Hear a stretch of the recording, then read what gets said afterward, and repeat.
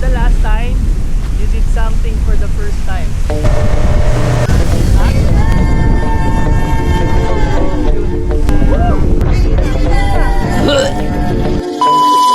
Dito na nga namin dito sa Boracay at ito na yung pinakahihintay naming activity, which is yung parasailing. First time namin pareho kaya halo-halo yung excitement at kaba. Hindi namin alam kung ano mararamdaman pag nasa taas na kami, pero isang bagay ang sigurado, wala nang atrasan to kasi bayad na.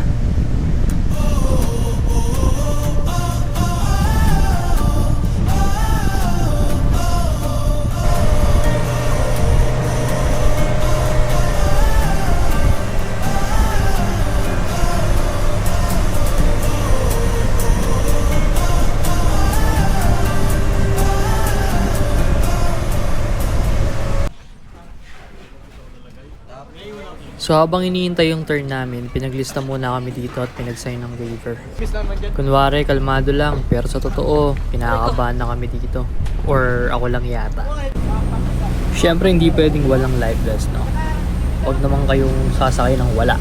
At I'm sure hindi sila papayag ng walang ganyan. Tinuruan na rin kami dito kung paano ang tamang paghawak at tamang pagsenyas. Yan, huwag niyong hawakan yung bakal, sir, ha? Pero pwede naman bumitaw, sir. Okay. Kapag nasa taas na tayo, sir, pag gusto natin bumaba, ma'am, ganito lang yung sign, mama. Sign lang po ng ganito pag gusto nang bumaba. Okay. Always lang po tayo nakaupo, sir, ha?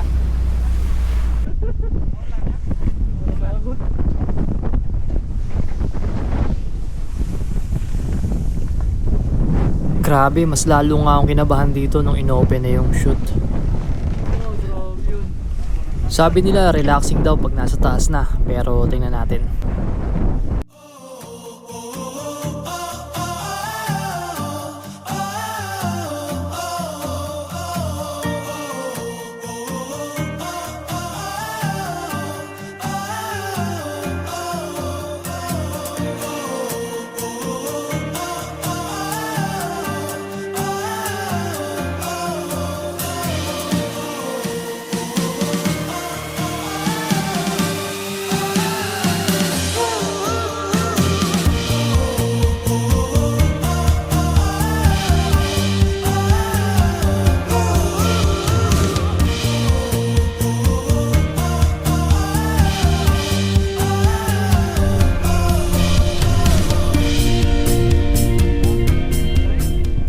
At ito na nga, habang unti-unti kami inaangat, grabe na palitan yung kaba ng hilo, legit.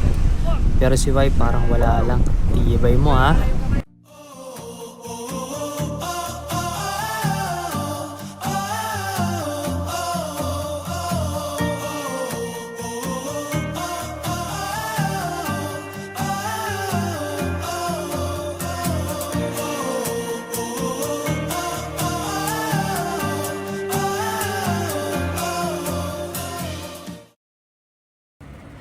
Grabe, ibang level pala makita yung Boracay mula sa taas.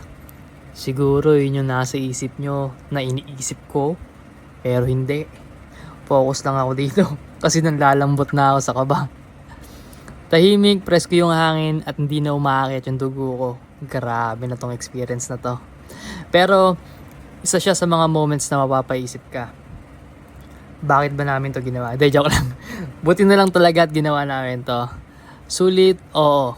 Uulit, hindi ako sigurado. Pero si Wife, oo daw.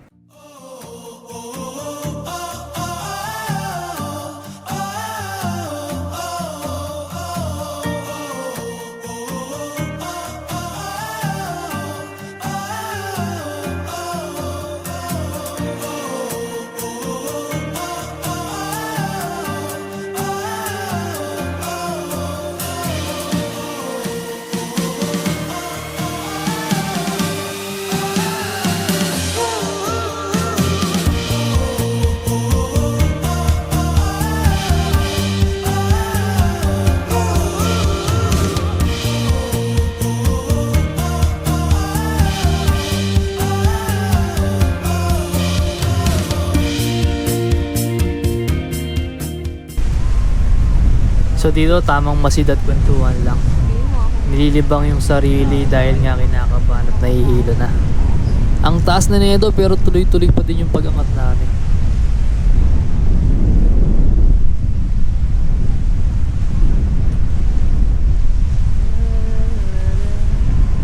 So after ilang minuto nga, itinanong ko na si wife kung okay na siya kasi hindi ko na talaga kaya. Kaya nagpababa na kami.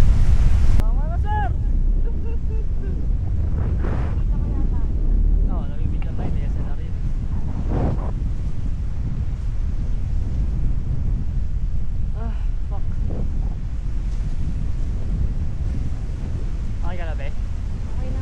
Okay na ako, senyas ka na.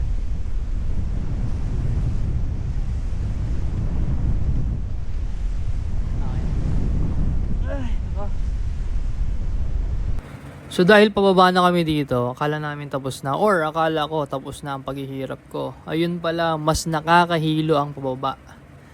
Tapos yung iba nagpapabagsak pa sa tubig. Galing nyo eh, no?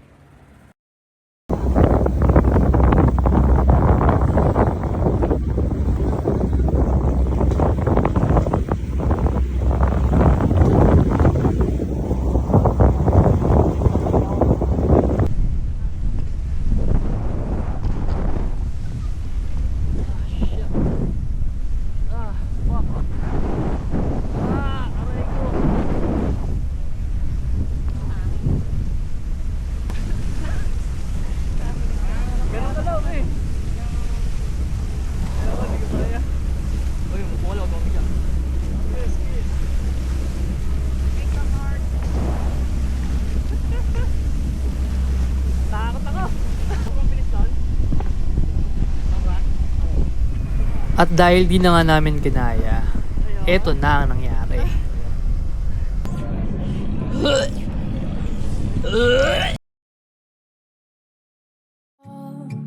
Nagilibang ang aking sarili upang malimot ang nakaraang mga nangyayari. So yun na nga ang aming day 2. Actually part 1, day 2 sa Boracay. So yan, kung plano nyo mag-Boracay or kung magbo-Boracay or nag-Boracay na kayo before at gusto nyo bumalik at di nyo pa na-try, recommended naman talaga yung parasailing. Basta wag lang busog bago sumakay and siguro minom na rin kayo ng anti-hilo na, no? So yan, abangan nyo yung part 2 ng aming day 2.